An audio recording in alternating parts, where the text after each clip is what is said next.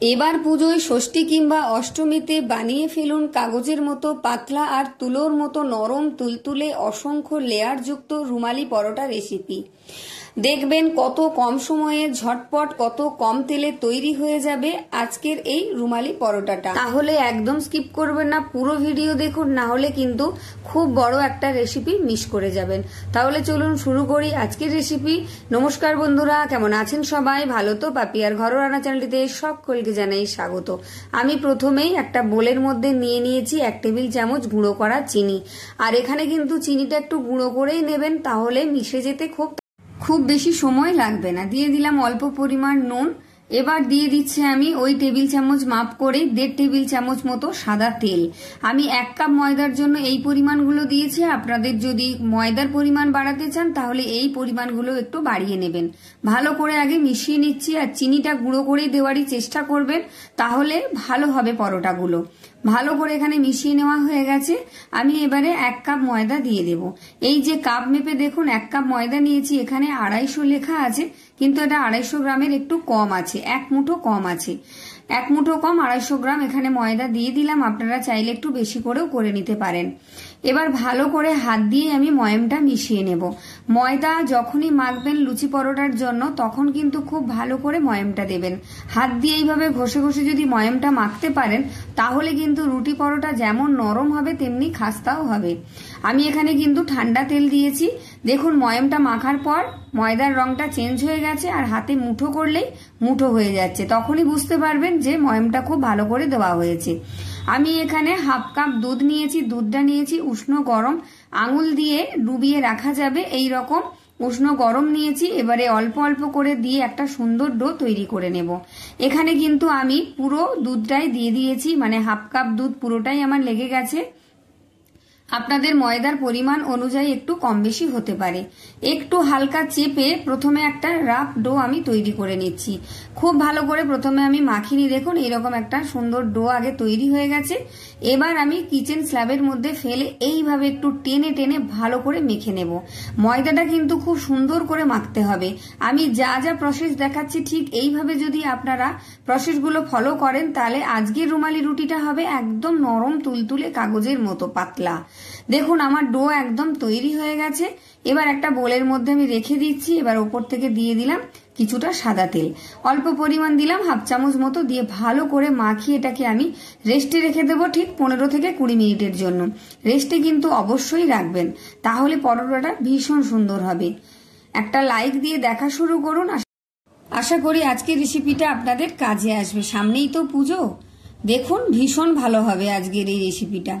আমি ঢাকাটা খুলে নিয়েছি ঠিক 15 মিনিট পর। কতটা সফট হয়েছে দেখেই বুঝতে পারছেন। আমি আবারও কিছুক্ষণ একটু চেপে চেপে মেখে নেব।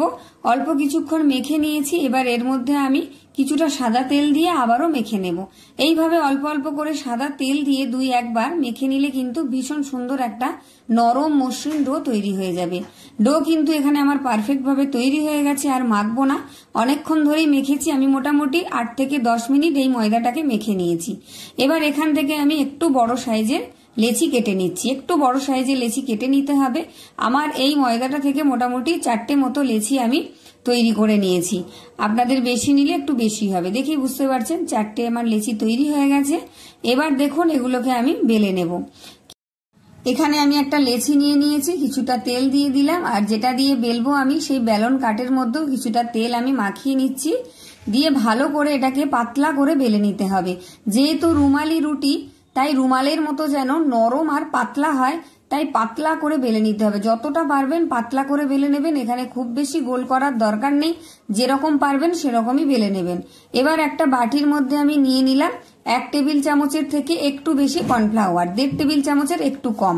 অল্প একটু সাদা তেল দিয়ে প্রথমে একটু মিশিয়ে নিলাম, তারপর আবারও একটু তেল দিয়েছি। মানে এর ঘনত্বটা অল্প অল্প তেল দিয়েই করে নিতে হবে। বেশি করে আগে তেল দিয়ে দিলে বেশি পাতলা হয়ে যেতে পারে, তাই অল্প অল্প করে দিয়ে এরকম একটা ঘনত্বের মিশ্রণ আমি তৈরি করে নিয়েছি। দেখুন দেখেই বুঝতে পারছেন যে কতটা ঘনত্বের করেছি। এই রকম ঠিক করবেন। আমি 4টে লেচির জন্য এইটুকু কর্নফ্লাওয়ার নিয়েছি। আপনাদের যখন বেশি হবে তখন একটু বেশি করে তৈরি করে নেবেন। এবার রুটির মধ্যে আমি কর্নফ্লাওয়ার মিশ্রণটা দিয়ে খুব ভালো করে চারিদিকটা মিশিয়ে নিচ্ছি। আর এটাকে কিন্তু খুব পাতলা করে বেলবেন। ভালো করে রুটিটার মধ্যে মিশিয়ে নিচ্ছি। আমি চেষ্টা করছি আপনাদেরকে যত্ন সহকারে ভালো করে বুঝিয়ে দিতে, যাতে বাড়িতে তৈরি করার সময় আপনাদের কোনো সমস্যা না হয়। আর এইভাবে চারদিক থেকে একটু ফোল্ড করে নেবেন, এখানে বলার কিছু নেই, দেখেই বুঝতে পারছেন। এইভাবে তৈরি করে নেবেন। দেখুন, দেখে নিশ্চয়ই বুঝতে পারছেন, একবার দেখলেই আপনারা বানাতে পারবেন।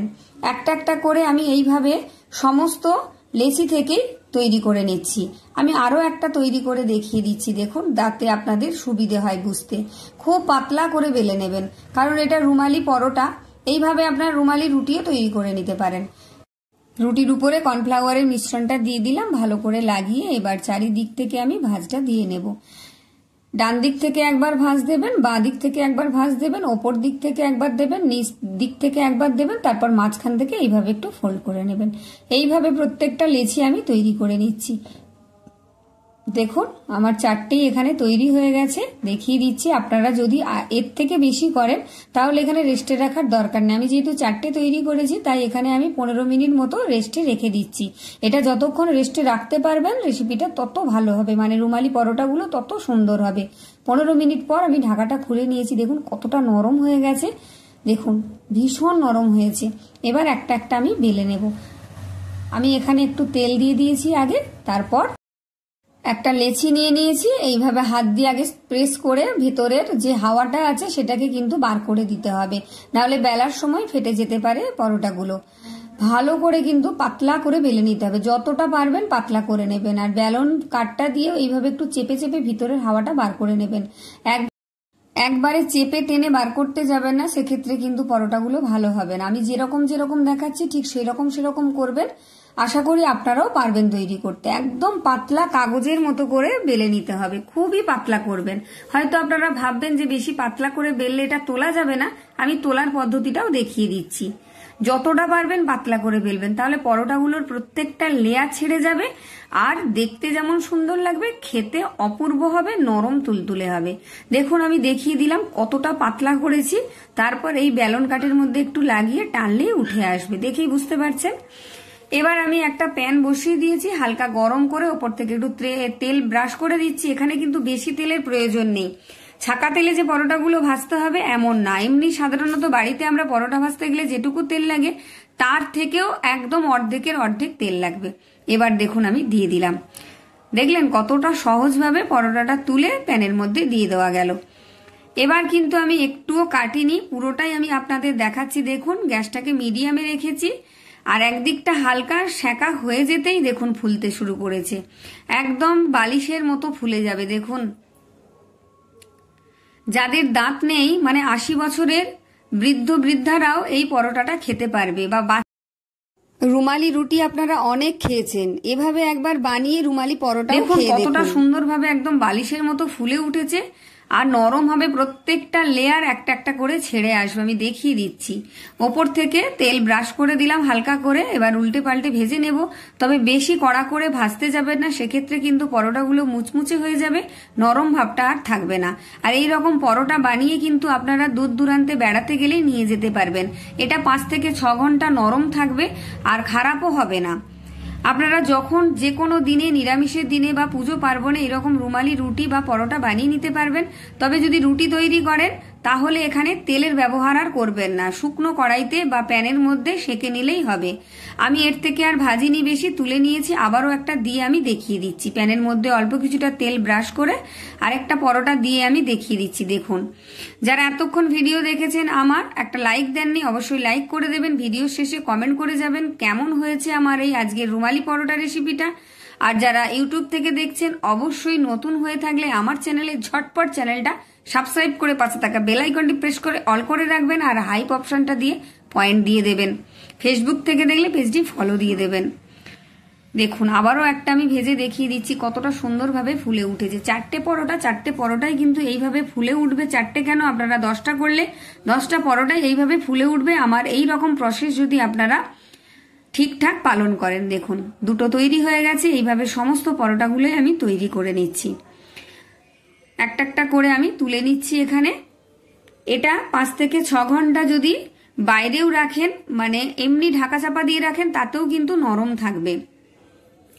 পরোটাগুলো রেডি হয়ে গেছে। আর আজকে আমি তরকারি রেসিপিটা দিতে পারলাম না, তাহলে ভিডিওটা আরো অনেক বড় হয়ে যেত। আর এই রকম যদি ভিডিও আপনারা দেখতে চান আমাকে অবশ্যই কমেন্ট করে জানাবেন। আর কে কোথা থেকে দেখেছেন অবশ্যই জানাবেন। দেখুন প্রত্যেকটা লেয়ার কিভাবে ছেড়ে আসছে আর কতটা নরম হয়েছে আপনারা দেখেই বুঝতে পারছেন। আমি আবারও দেখিয়ে দিচ্ছি যে কতটা নরম হয়েছে। কষা মাংসের সাথে, আলুর দমের সাথে, পনিরের সাথে, যে কোনো চানা মশলার সাথে বা ঘুগনির সাথে ভীষণ ভালো লাগবে। শুধু মুখে চা দিয়েও ভালো লাগবে। দেখুন কতটা নরম হয়েছে, হাতেও কিন্তু বেশি তেল লাগছে না। একদম কম তেলে ঝামেলা ছাড়াই সুন্দর একটা রুমালি পরোটা বানিয়ে দেখালাম। আশা করি আপনাদের সবার ভালো লাগবে। প্রত্যেকটা পরোটার লেয়ার দেখুন। যদি ভালো লাগে অবশ্যই কমেন্ট করবেন। দেখা হচ্ছে আবার একটা নতুন রেসিপি নিয়ে। ততক্ষণের জন্য টাটা। সবাই ভালো থাকবেন, সুস্থ থাকবেন। আর এই পরোটাটা বানিয়ে খেয়ে আমাকে কমেন্ট করে যাবেন। ষষ্ঠী কিংবা অষ্টমীতে, পুজোর সময় এইভাবে একটা রেসিপি আপনারা অনায়াসে বানিয়ে নিতে পারেন। আর পুজোর সময় তো খাওয়া দাওয়া করতে সকলের ভালো লাগে। চলে যাচ্ছি, টাটা।